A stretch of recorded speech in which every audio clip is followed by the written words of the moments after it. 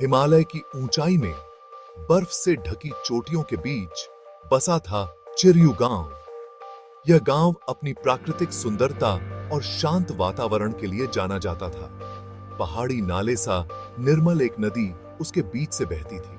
यह नदी गांव के जीवन का मुख्य स्रोत थी, जो खेतों को सींचती और गांव वालों की प्यास बुझाती थी। हवा में चीड़ और जंगली फूलों की खुशबू घुली रहती थी। सुबह की ताजगी और फूलों की महक से पूरा गांव महक उठता था। चिरयू का जीवन सरल, शांत था। लोग अपने दैनिक कार्यों में व्यस्त रहते थे और शाम को एक दूसरे के साथ समय बिताते थे। लेकिन इस शांति के किनारे पर एक साया मंडरा रहा था, जंगल। यह जंगल गांव के चारों ओर फैला हुआ था और अपनी रहस्यमयता के लिए जाना जाता था।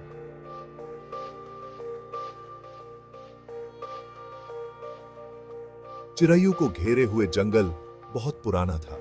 उसके पेड़ ऊंचे और टेढ़े मेढ़े थे। इन पेड़ों की शाखाएं इतनी घनी थीं कि सूरज की रोशनी भी मुश्किल से नीचे पहुंच पाती थी। घने पत्तों से होकर सूरज की किरणें मुश्किल से ही नीचे आ पाती थीं, जिससे लंबी डरावनी परछाइयां बनती थीं। यह परछाइयां गांव वालों के दिलों में डर पैदा करती थीं। गांव वाले उसकी गहराई में होने वाली अजीब घटनाओं के किस्से फुसफुसाते थे। वे कहते थे कि जंगल में अजीब आवाजें सुनाई देती हैं और कभी-कभी रहस्यमय रोशनी भी दिखाई देती है। वे एक रहस्यमय शख्सियत की बात करते थे, एक यक्षिणी, जिसके बारे में कहा जाता था कि वो वहां रहती है, खूबसूरत, आकर्षक और खतरनाक। उसकी कहानियां गांव के हर बच्चे ने सुनी थी। डर गांव वालों का एक निरंतर साथी था। वे हमेशा सतर्क रहते थे, खासकर रात के समय जब जंगल और भी डरावना हो जाता था। वे जंगल से बचते थे। पत्तों की हर सरसराहट पर उनके दिल जोरों से धड़कते थे। कोई भी गांव वाला अकेले जंगल में जाने की हिम्मत नहीं करता था। पीढ़ी दर पीढ़ी चली आ रही यक्षिणी की कहानियां उस डर को जिंदा रखती थीं। बुजुर्ग लोग रात को आग के पास बैठकर इन कहानियों को सुनाते थे, जिससे बच्चों के दिलों में भी वही डर बैठ जाता था। किंवदंती एक अप्सरा के बारे में थी, जिसे धरती पर भटकने का श्राप दिया गया था। कहा जाता था कि वह अप्सरा अपनी मुक्ति की तलाश में जंगल में भटकती रहती है और जो भी उसे देखता है वह कभी वापस नहीं आता। यक्षिणी हमेशा नश्वर दुनिया में बंधी नहीं थी। वो कभी एक दिव्य प्राणी थी, असाधारण सुंदरता और ग्रेस वाली एक अप्सरा। उसकी हंसी स्वर्ग में गूंजती थी। उसके नृत्य से देवता स्वयं आनंदित होते थे। लेकिन कहते हैं, घमंड हमेशा पतन से पहले आता है। अपनी सुंदरता के नशे में चूर यक्षिणी अभिमानी हो गई। उसने उन्हें तुच्छ जाना, जिन्हें वो अपने से नीचे समझती थी। हर गुजरते मौसम के साथ उसका दिल कठोर होता गया। उसकी हंसी क्रूर मजाक में बदल गई। उसका नृत्य घमंड का प्रदर्शन। देवताओं ने यह बदलाव देखकर उसे सबक सिखाने का फैसला किया। उन्होंने उससे उसका दिव्य दर्जा छीन लिया और उसे धरती पर भेज दिया। यक्षिणी, जिसे कभी पूजा जाता था, अब शापित थी। उसे नश्वर लोगों के बीच रहना था। उसकी सुंदरता उस चीज की दर्दनाक याद दिलाती थी जो उसने खो दिया था। जंगल उसकी जेल बन गया। उसका दिल पछतावे और लालसा से भारी था।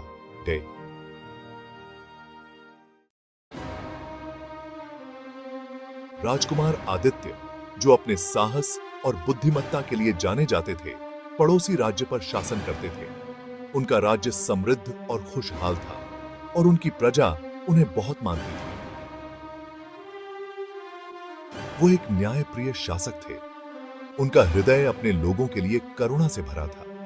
आदित्य ने हमेशा अपने लोगों की भलाई के लिए काम किया और उनकी समस्याओं को हल करने के लिए तत्पर रहते थे।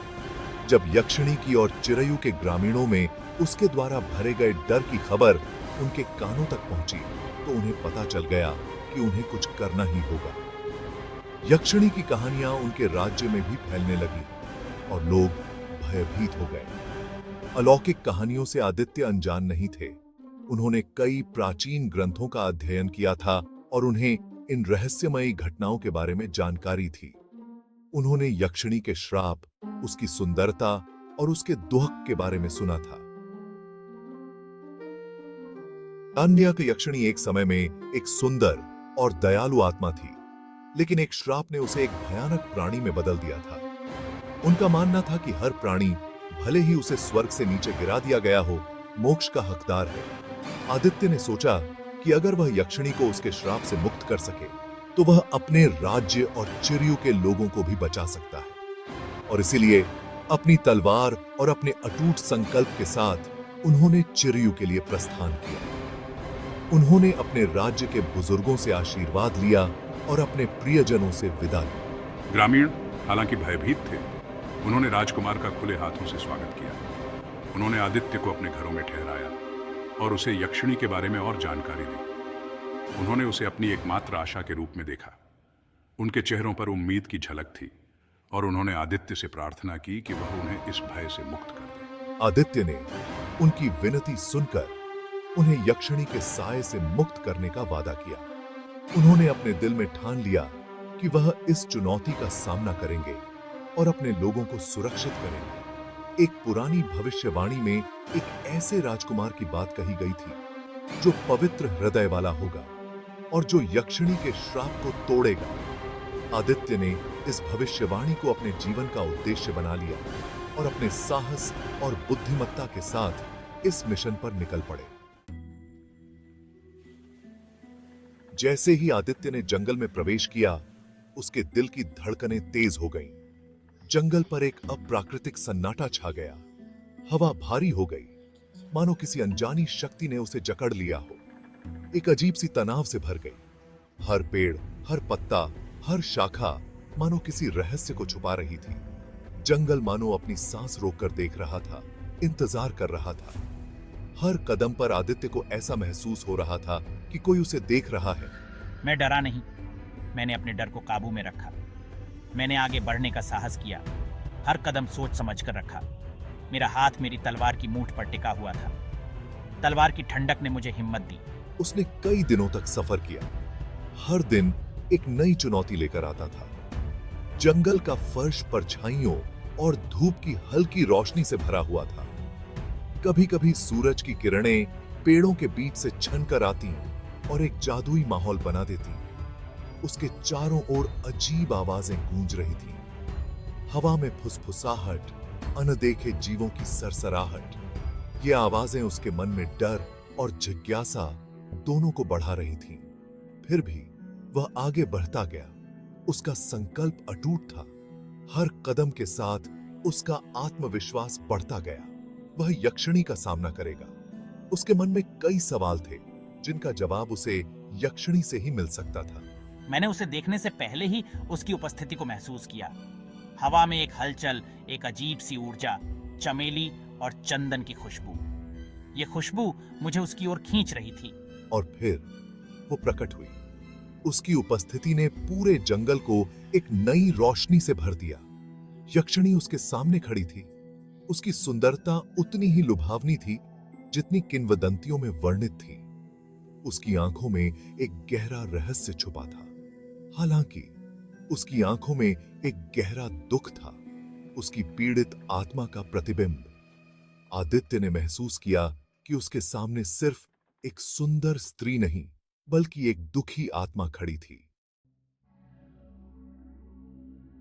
तुम मेरी दुनिया में कदम रखने की हिम्मत करते हो नश्वर। क्या लाया है तुम्हें इस वीरान जगह पर? मैं तुम्हारी मदद करने आया हूँ यक्षिणी, उस श्राप को तोड़ने जो तुम्हें इस जंगल और इस दुहक में बांधे हुए है। यक्षिणी हंसी, एक आवाज जो मधुर और दिल दहला देने वाली दोनों थी। तुम्हें लगता है कि तुम, एक साधारण नश्वर, वो हासिल कर सकते हो जो देवता स्वयं नहीं कर सके?